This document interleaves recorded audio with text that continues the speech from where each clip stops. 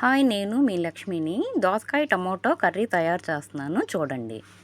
ముందుగా కుక్కర్ గిన్నె పెట్టుకొని అందులో దోసకాయ ముక్కలు, ఉల్లిపాయ ముక్కలు, టమోటా ముక్కలు వేసుకోవాలండి.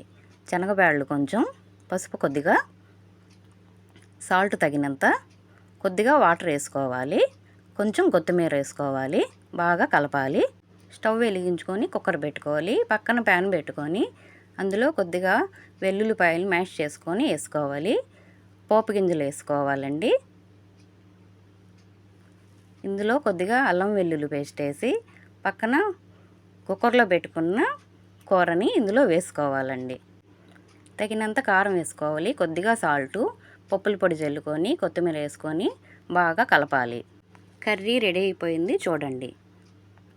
మీరు సబ్స్క్రైబ్ చేసుకోవటం మాత్రం మర్చిపోబాకండి. Thank you.